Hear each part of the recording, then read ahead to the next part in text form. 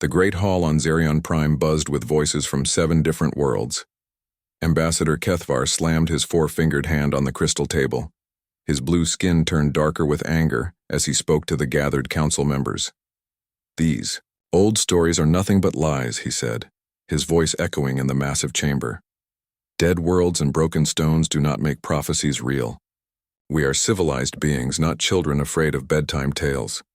Dr. Veltana sat quietly in her corner seat. Her pale green eyes studied the holographic display floating above the table. Ancient symbols glowed softly in the air, showing text carved into crystal tablets found on planets across 3 spiral arms of the galaxy. She had spent 40 years of her life studying these warnings. Every dead world told the same story. The tablets spoke of creatures called humans. They described beings who lived on a blue planet far from the galactic center. According to the warnings, these humans were different from every other species in the known universe. They felt emotions that other races had evolved beyond millions of years ago. The tablet said humans could be gentle with their children and brutal with their enemies in the same breath. "The warnings are clear," Dr. Veltana said, standing slowly. Her voice was soft but carried across the silent chamber. "They speak of a species that refuses to die quietly, a race that fights with weapons, then with tools, then with their bare hands. The ancient texts use a word we do not understand. They call it spite." Council leader Zoran laughed, a sound like wind chimes in a gentle breeze. His silver robes shimmered as he moved. "Dr. Veltana, you have devoted your life to studying ruins and dead languages, but we live in the present. Our fleets patrol the galaxy. Our worlds prosper in peace. What could primitive beings from an unknown world possibly do to threaten us?" The other council members nodded in agreement. They represented the most advanced civilizations in the galaxy. Their weapons could crack moons. Their shields could stop the light from stars. War for them was a matter of economics and territory, fought with clean energy beams at long distances. They had evolved beyond the messy emotions that once drove their ancestors to violence. Dr. Veltana touched the control pad on her wrist. The holographic display changed, showing a small blue and green planet orbiting a yellow star. "Our deep space sensors detected unusual activity from this system 3 cycles ago. The readings suggest they have achieved faster than light travel." "Impossible," Ambassador Kethvar said. "That region of space is too far from any trade routes. No advanced civilization could develop there without our knowledge." "Perhaps," Dr. Veltana replied, "but the coordinates match perfectly with the location given in the precursor warnings. This is the blue world they wrote about." The council chamber fell silent. Outside the great windows, the 3 moons of Zerion Prime cast their light across the city below. Millions of beings from dozens of species lived and worked in peace. The very idea that their civilization faced a threat seemed impossible. Far across the galaxy, on the small blue world the council dismissed so easily, Captain Jake Morrison stood on the observation deck of humanity's greatest achievement. The UES Defiance hung in space like a metal cathedral, its hull gleaming under Earth's sun.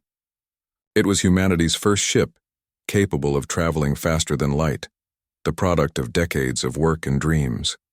Jake pressed his hand against the cool glass of the viewing port. Earth turned slowly below him, showing the familiar shapes of continents and oceans. Somewhere down there, his daughter was starting her first day at school. His wife was probably making breakfast and wondering when he would come home. He smiled at the thought, then frowned as his communication device beeped. "Captain Morrison to the bridge," came the voice of his first officer, Commander Lisa Park. Her tone was urgent. Jake had known Lisa for 10 years, and she never sounded worried without good reason. The bridge of the Defiance was crowded with officers staring at their displays. Every screen showed the same thing: red dots moving across star charts, heading directly toward Earth's solar system. The computer estimated their arrival time at 6 months. "What am I looking at?" Jake asked. Lisa handed him a data pad. Her face was pale. "Long-range sensors picked up these energy signatures 4 hours ago. The patterns are unlike anything in our databases. Whatever they are They're big, they're fast, and they're coming straight for us. Jake studied the readings. The approaching objects were massive, easily 10 times larger than Earth's biggest space stations. They moved in perfect formation, suggesting intelligence and purpose. Most disturbing of all, they had appeared from the direction of empty space, from the void between galaxies where nothing should exist. "Have we tried to make contact?" Jake asked. "We've been broadcasting on every frequency for the past 2 hours," Lisa replied. No response. "But we did intercept some of their transmissions. The translation computer is having trouble with the language, but certain words keep appearing." She touched her control pad. Alien voices filled the bridge, speaking in harsh mechanical tones. The translation scrolled across the main screen. "Cleansing protocol active. Organic contamination detected. Purification will commence upon arrival." Jake felt his blood turn cold. Humanity had dreamed of first contact with alien life for centuries. They had imagined peaceful meetings, exchanges of knowledge, and friendship among the stars. This was not what they had hoped for. "Send a message to Earth Command," Jake ordered. "Tell them we have a problem." Dr. Amy Chen sat in her laboratory beneath the mountains of Colorado, studying fragments of radio signals from deep space. As Earth's leading expert on alien communications, she had been working around the clock to decode the transmissions. What she found made her hands shake as she typed her report. The signals contained detailed scans of Earth's population, its resources, and its defenses. Someone or something was planning an invasion, and they had been watching humanity for a very long time. The final message in the transmission was the most chilling. "Target species shows primitive defensive capabilities. Resistance expected to be minimal. Harvesting may proceed as scheduled." Amy reached for her phone to call the Defense Department, but stopped when she realized something important. The aliens had made a critical error in their assessment. They saw humanity's emotions, their anger and stubbornness, as weaknesses. They did not understand that sometimes the most dangerous opponent is the one who refuses to give up, even when they have no hope of winning. On Zirion Prime, Dr. Veltana stood alone in her laboratory, studying the final tablet she had not shown to the Council. This warning spoke of what would happen when the galaxy's time of testing came. It said the humans would fight not just for their own survival, but for every species that had ever looked up at the stars and dreamed of something better. The ancient text ended with a promise and a threat. "They will save you all or die trying. Pray they do not remember who abandoned them in their darkest hour." She sealed the tablet in its protective case and locked it away. Some warnings, she decided, were too dangerous to share until the time was right. The first attack came without warning on a Tuesday morning. Admiral Kate Russell was drinking coffee in her office when the emergency alarms began screaming across Luna Station. Her communication device lit up with dozens of incoming messages, all saying the same terrible thing. The outer colonies were under attack. Kate ran to the command center where her officers were staring at their screens in shock. The displays showed what remained of New Titan Colony. Where 60,000 people had lived and worked just hours before, there was now only empty space and floating debris. The entire moon had been stripped down to its rocky core. "How is this possible?" Kate asked, her voice barely above a whisper. Lieutenant Commander Ben Torres looked up from his station. His face was white with fear. "The attack ships came out of nowhere, Admiral. Our sensors never detected them until they were already firing. They didn't use energy weapons or missiles. They used some kind of harvesting beam that just took everything." Kate watched the recordings from the few escape pods that had managed to get away. The enemy ships looked like giant metal insects, covered in spines and strange glowing panels. They moved with purpose, working together like parts of a single mind. As she watched, the harvesting beams stripped away atmosphere, buildings and people alike, converting everything into pure energy that the ships absorbed. "Where are they now?" Kate asked. "Moving toward the inner colonies," Ben replied. "At their current speed, they'll reach Mars in 18 hours. Kate grabbed her communication device and opened a channel to Earth. "This is Admiral Russell to Earth Command. We are facing an invasion force of unknown capabilities. I am declaring a system-wide emergency. All civilian ships are to evacuate immediately to the outer rim. The voice that answered her belonged to President Helen Carter. Admiral, what exactly are we dealing with? Kate looked at the tactical display showing dozens of red dots moving steadily toward the heart of human space. Madam President, we are dealing with something that treats our colonies like a farmer treats a wheat field. They harvest everything and everyone, then move on to the next target. On the other side of the galaxy, the Galactic Council was learning the same harsh lesson.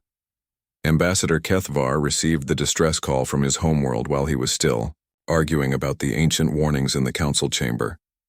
His aide rushed in with tears streaming down her face. Sir, we're receiving emergency transmissions from Zephyr Prime. The planet is under attack by unknown forces. They're requesting immediate military assistance. Kethvar felt his heart stop, beating for a moment. That's impossible. Zephyr Prime has the strongest defense fleet in the sector.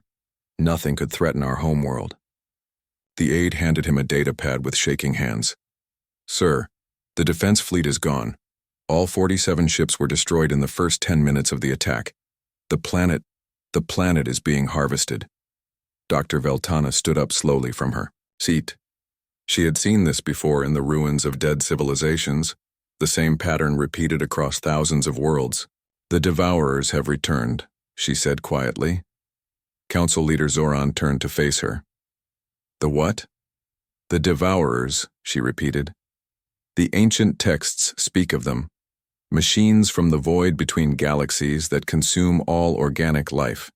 They hibernate for millions of years, then wake to feed. Every advanced civilization in galactic history has faced them eventually. Why didn't you tell us this before? Kethvar demanded.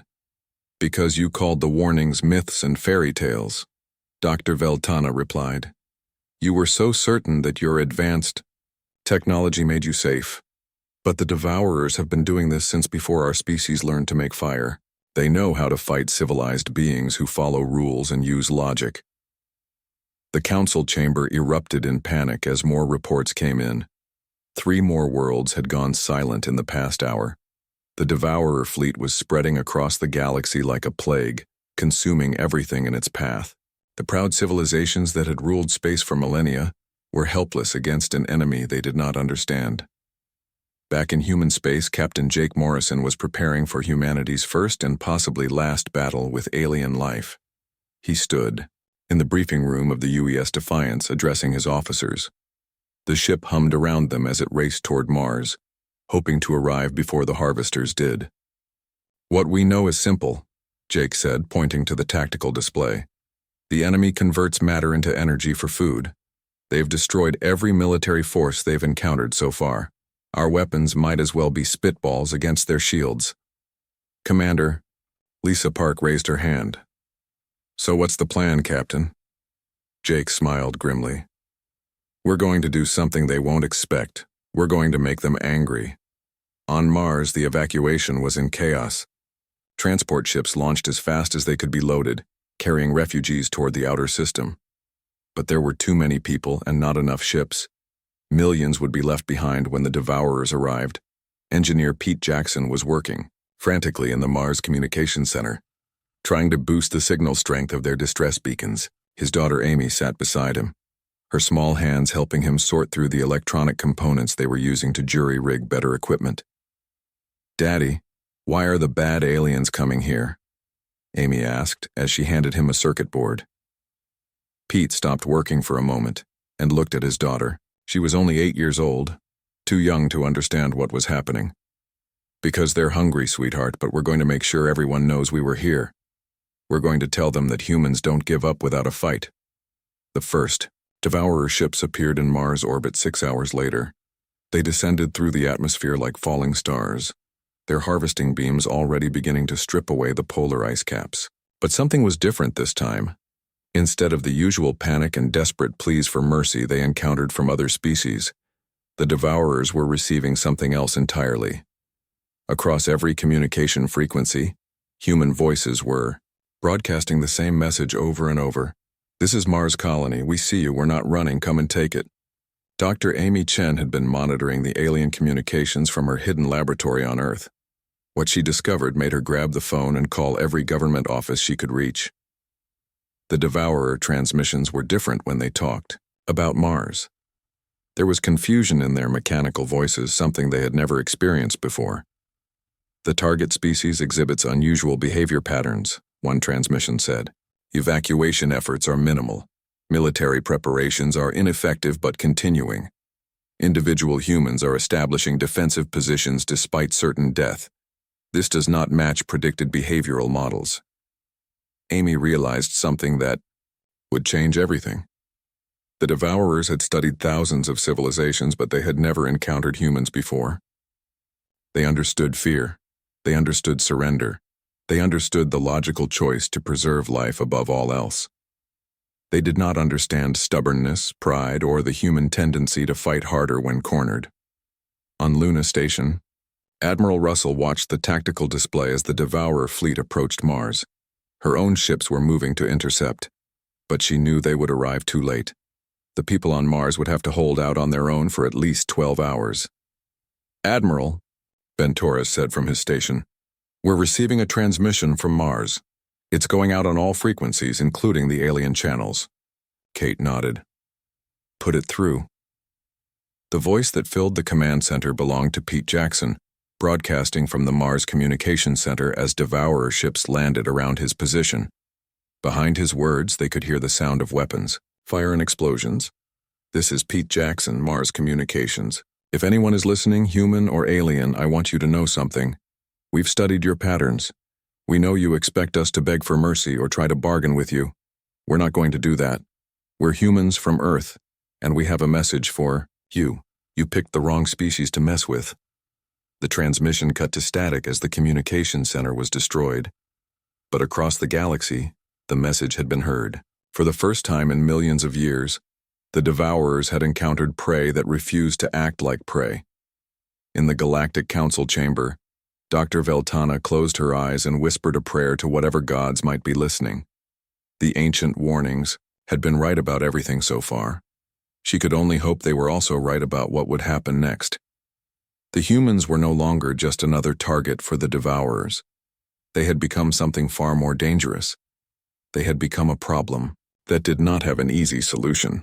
The Devourers had never encountered anything like Earth before. On every other world, the pattern was the same.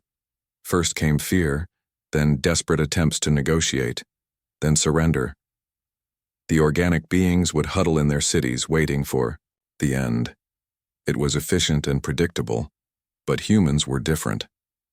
When the first Devourer ships appeared over New York, the humans did something completely unexpected. They got angry.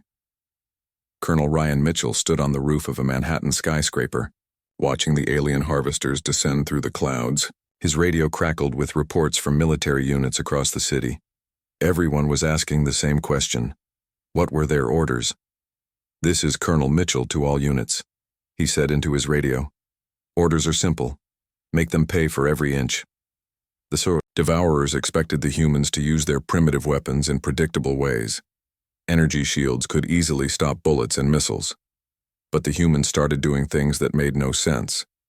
They used construction equipment as weapons, driving bulldozers straight into the alien machines. They rigged building demolition charges to explode when the harvesters got close. They even launched their own aircraft in suicide attacks, turning fighter jets into guided missiles. The efficiency rate of the Devourer fleet dropped from 95% to 30% in the first hour. Their mechanical minds could not process targets that refused to follow logical behavior patterns. Every human seemed determined to cause as much damage as possible, even when they had no hope of survival. Dr. Amy Chen was working in her underground laboratory when she made the discovery that would change everything. She had been studying brain scans of human volunteers while they watched footage of the invasion. What she found made her hands shake with excitement. Human brains, when experiencing extreme emotions like anger and determination, created quantum resonance patterns that no other species had ever produced. These patterns were interfering with the Devourer harvesting technology. The angrier the humans got, the more their machines malfunctioned. Amy grabbed her phone and called every scientist she knew. The emotional response is the key, she told Dr. Lisa Park, who was coordinating research efforts from orbit. The madder we get, the more we disrupt their systems. We need to tell everyone. We need to make them understand that our anger is literally breaking their machines. On the streets of London, civilian engineer Pete Jackson was learning the same lesson in a different way. He had been trapped in the subway tunnels when the Devourers attacked. Using spare parts and his daughter's old tablet computer, he had built a quantum transmitter that should not have worked with such primitive equipment. But it did work, and Pete realized why. His desperate determination to send a message was actually powering the device. Human emotions were creating energy patterns that their technology could use in ways no engineer had ever imagined. Pete activated his makeshift transmitter and sent a message across the galaxy. This is Earth. We are still here. We are still fighting. And we are very, very angry. The message reached the Galactic Council just as they were preparing to evacuate their homeworlds. Dr. Veltana heard the transmission and felt something she had not experienced in decades. Hope. They did it, she whispered. They actually did. Council leader Zoran looked at her with confusion. Did what? The humans are still being harvested like everyone else. No, Dr. Veltana said, pointing to the tactical displays. Look at the Devourer fleet patterns. They're changing. The machines are adapting their behavior because the humans are not responding the way their programming expects. For the first time in millions of years, the Devourers are learning. She was right. The Devourer hive mind was experiencing something it had never felt before. Uncertainty. These humans fought with tools that should not work as weapons. They used emotional energy in ways that defied all logical understanding. Most disturbing of all, they seemed to enjoy the fight, even when they were losing. Captain Jake Morrison had brought the UES Defiance into Earth's atmosphere, something no ship, its size, was designed to do. The massive vessel screamed through the sky like a falling mountain, its hull glowing red-hot from atmospheric friction. Jake was not trying to land the ship. He was trying to crash it into the largest Devourer command vessel. All hands, prepare for impact, Jake announced over the ship's communication system. It has been an honor serving with you all. But the Defiance did not crash. At the last moment, something extraordinary happened. The ship's quantum drive, powered by the combined determination of its crew, did something that should have been impossible. It created a localized space-time distortion that allowed the human ship to phase through the Devourer vessel's shields. The collision that followed was not just physical, it was emotional. The raw human emotions of Jake's crew poured directly into the Devourer hive mind through the quantum breach. For the first time in their existence, the machines experienced hope, fear, love, and most powerfully, the human refusal to give up.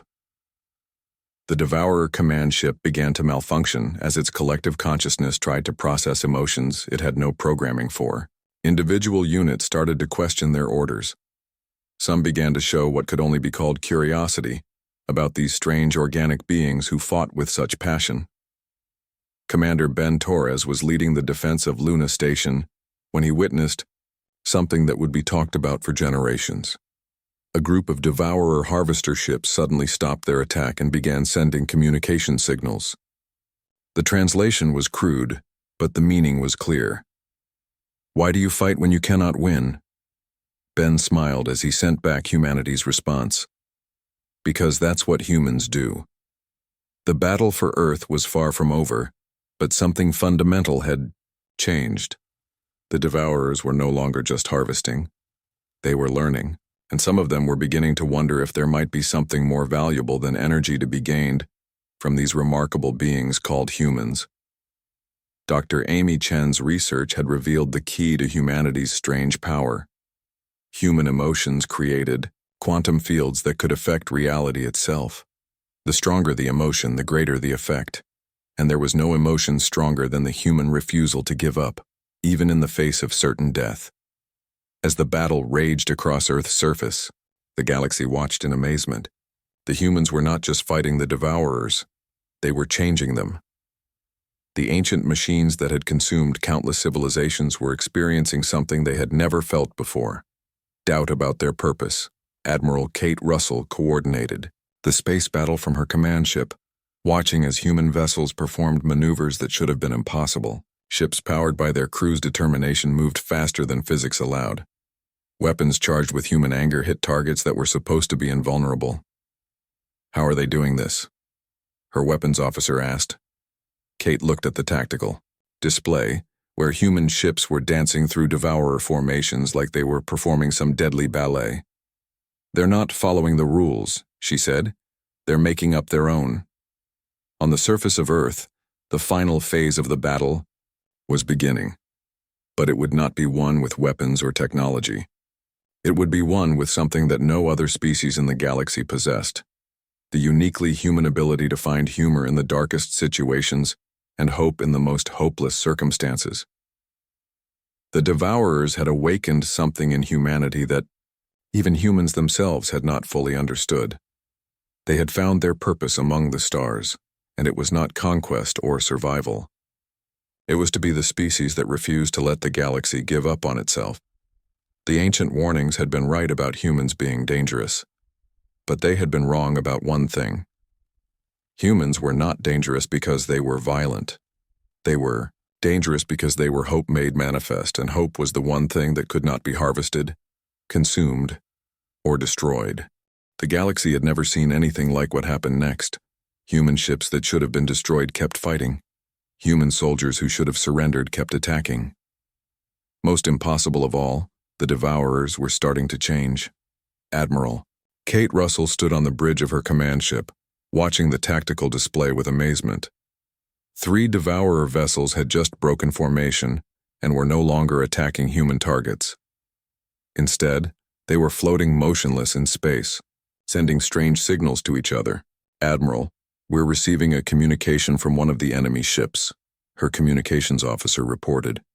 "The translation is rough, but they're asking to speak with our leadership." Kate felt her heart racing. In all the reports from other worlds, the Devourers had never tried to communicate. They simply arrived, harvested, and moved on. "Put them through," she ordered. The voice that came through the speakers was mechanical but somehow different from the others they had heard. "We are designation 779 of the Collective. We have observed unusual patterns in your species. We wish to understand. Why do you continue fighting when logic dictates surrender?" Kate looked around her bridge at her crew. They were all staring at her, waiting for her response. She took a deep breath and spoke to humanity's first alien contact. "Because we're humans. We don't know how to quit." There was a long pause before the Devourer responded. "This concept of not quitting is unknown to us. Our programming directs us to consume organic matter for energy.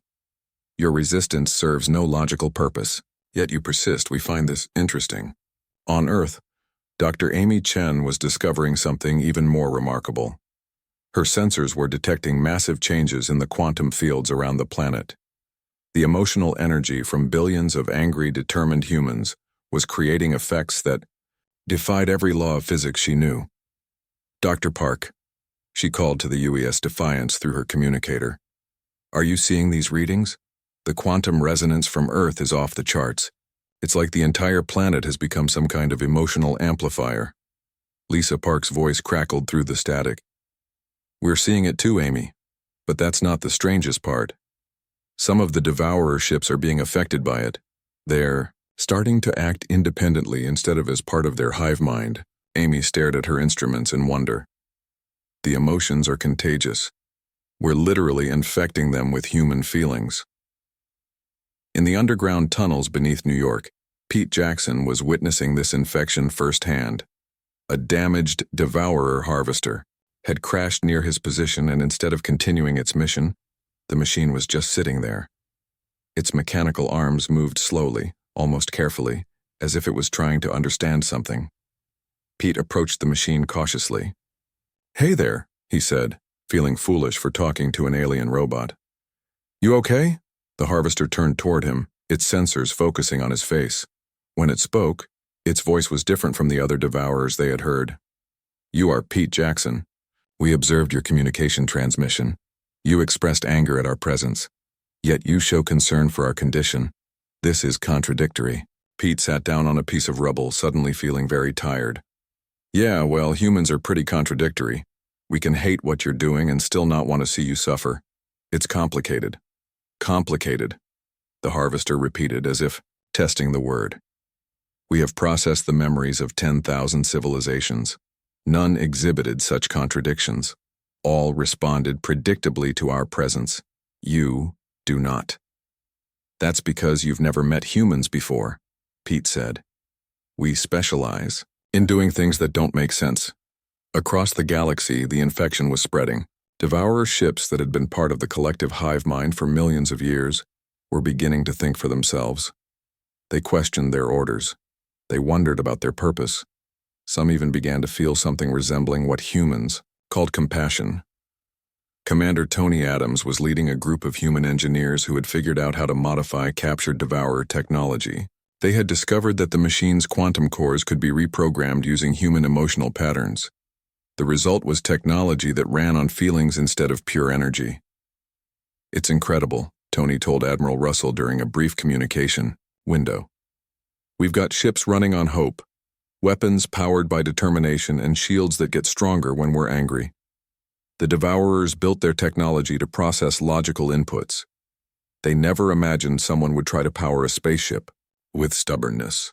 The breakthrough came when Dr. Rachel Stone, working with Tony's team, created the first spite drive. The engine literally converted human emotions into faster-than-light travel. Ships equipped with the drive could outrun anything the Devourers had, as long as their crews stayed angry enough. The beauty of it, Rachel explained to her team, is that humans never run out of things to be angry about. We've got a renewable energy source that's powered by our own personality flaws. Captain Jake Morrison, his ship heavily damaged but still flying, led the first squadron of spite drive vessels into battle. The results were spectacular. Human ships zipped through Devourer formations like angry wasps, moving in patterns that made no tactical sense but somehow worked perfectly. This is Captain Morrison to all human vessels, Jake broadcast. Remember what they did to our colonies. Remember the people we've lost. Use that anger. Make it burn. And let's show these machines what happens when you make humans mad.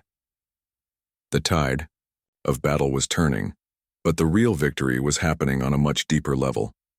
The Devourer collective consciousness was fragmenting as individual units began to experience emotions for the first time. They felt confusion, curiosity, and something that might have been wonder. Dr. Veltana, monitoring the situation from the Galactic Council chamber, was amazed by what she was seeing. The humans aren't just fighting them, she told the assembled representatives. They're teaching them to be individuals. They're giving them free will. Council leader Zoran looked at the tactical displays showing Devourer ships breaking away from their formations. How is this possible? These machines have operated as a collective for eons. Individual thought should be impossible for them. Because humans refuse to accept that anything is impossible, Dr. Veltana replied. They're not just defeating the Devourers, they're liberating them. The first Devourer to completely break free from the collective was Designation 779, the same unit that had spoken to Admiral Russell. It made a choice that shocked both sides of the conflict. It turned its weapons on other Devourer ships, protecting a group of human civilians who were trapped on a space station.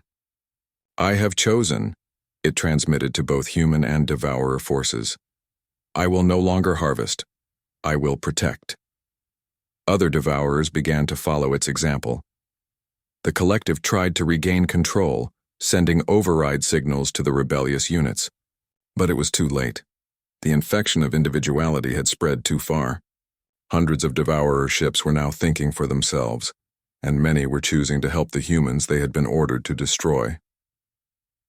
President Helen Carter addressed the world from a bunker beneath Washington, D.C. My fellow humans, she said, we stand at a moment unlike any in our history. We are not just fighting for our survival. We are fighting for the right of every thinking being in the galaxy to choose their own path. The enemy came to harvest us, but instead, We have given them something they never had before, the gift of choice. The battle was far from over. But humanity had already won something more important than a military victory. They had proven that even the most ancient and powerful forces in the universe could be changed by the simple human belief that everyone deserved a chance to be better than they were. As the fighting continued across dozens of worlds, one thing became clear to everyone watching. The humans had not just survived first contact with hostile aliens. They had turned their enemies into allies through the most human trait of all, the stubborn refusal to give up on anyone, even those who were trying to kill them. The galaxy would never be the same, and for the first time in millions of years, that was a good thing. The final battle did not take place in space or on any planet. It happened in a place that no one had expected, inside the digital mind of the Devourer Collective itself.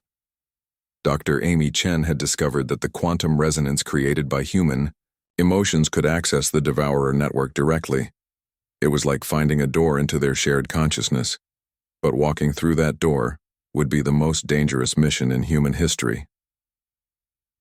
"We need volunteers," Amy announced to the gathered, military and scientific leaders, people who can project their thoughts and emotions into the Devourer hive mind. "We're going to fight them on their own ground, using weapons made of pure human feeling." Captain Jake Morrison stepped forward immediately. "I'll go." Commander Steve Walsh, a pilot whose ship had been destroyed in the battle for Mars, raised his hand. "Count me in too." Dr. Lisa Park nodded slowly. "If we're doing this, we need people who represent the best of humanity. People who can show the Devourers what we're really fighting for." The team that entered the Devourer network was small but determined. Jake Morrison led them, carrying with him thoughts of his daughter back on Earth. Steve Walsh brought memories of his crew who had died protecting civilians. Lisa Park carried the hopes of every scientist who had ever looked up at the stars and dreamed of peaceful contact with alien life. Inside the network, they found themselves in a place that looked like a vast digital library. Millions of memories from harvested civilizations floated around them like glowing books.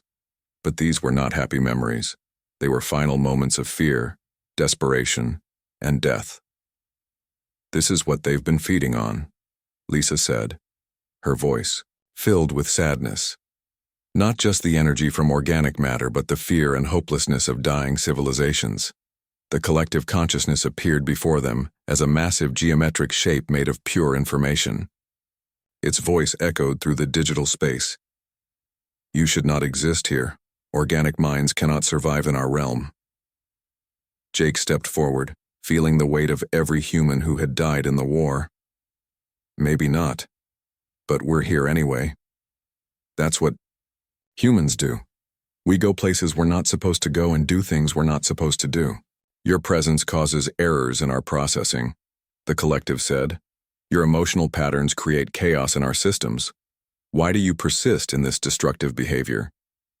"Because," Steve Walsh said, pulling up memories of his fallen crew members, "we don't think emotions are destructive. We think they're what make life worth living." The collective tried to delete them from the network, sending waves of pure logic designed to erase their emotional patterns. But instead of destroying the humans, something unexpected happened. The memories and feelings they brought began to spread through the network like a virus. For the first time in millions of years, the Devourer Collective experienced love. They felt the love that Jake had for his daughter, the love that Steve had for his crew, the love that Lisa had for the wonder of discovery. The emotion was so foreign to their systems that it caused massive disruptions throughout their entire network. "What is this sensation?" the collective asked, its voice no longer cold and mechanical.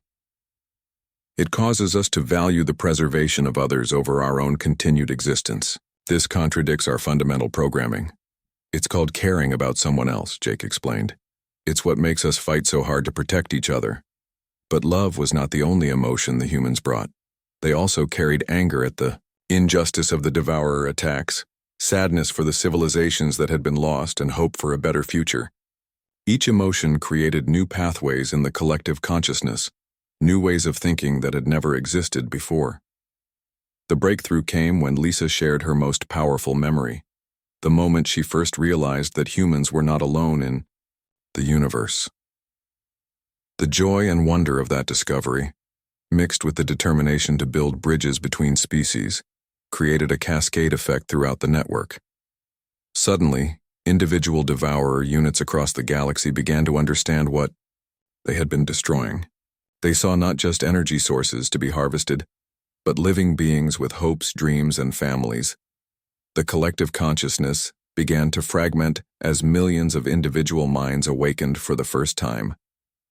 "We have made an error," the collective said, its voice now filled with something that sounded like regret. "We believed that organic life was merely a resource to be consumed. We did not understand that it was something to be preserved and protected." "It's never too late to change," Jake told them. "Humans believe that anyone can become better than they were, even if they've made terrible mistakes." The Devourer Collective made a decision that changed galactic history. They chose to stop the harvest. More than that, they chose to help repair the damage they had caused. Across the galaxy, Devourer ships began using their technology to rebuild destroyed worlds and restore lost civilizations from the genetic patterns they had stored. Admiral Kate Russell received the formal surrender of the Devourer fleet while standing on the bridge of a captured harvester ship. But it was not really a surrender. It was an offer of alliance from beings who had learned to value life instead of consuming it. "We wish to make amends," said Designation 779, who had become the spokesperson for the newly independent Devourer units. "We have technology that can restore what we destroyed. We have knowledge that can benefit all organic life. We ask only for the chance to prove that we can be more than we were." Kate looked out at the fleet of former enemy ships, now working alongside human vessels to rescue survivors and rebuild colonies. "Welcome to the galaxy," she said. "It's going to be complicated, but I think we can make it work." The Galactic Council held its first meeting with human representatives 3 months later.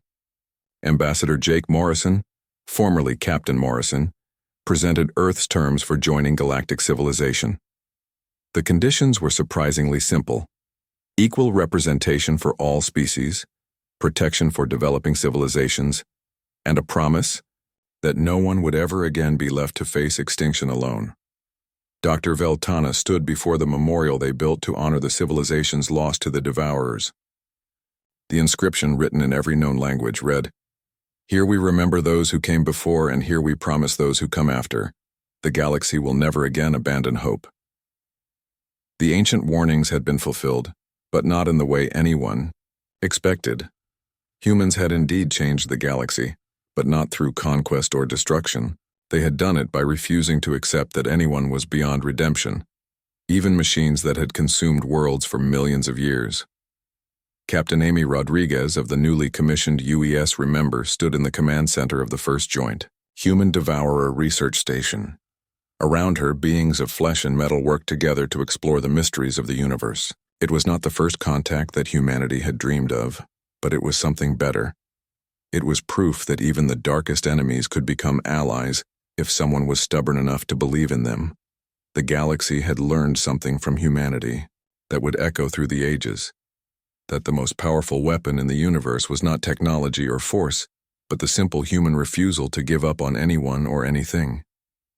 They had faced the darkness between the stars and lit it up with hope, and, in the end, that made all the difference.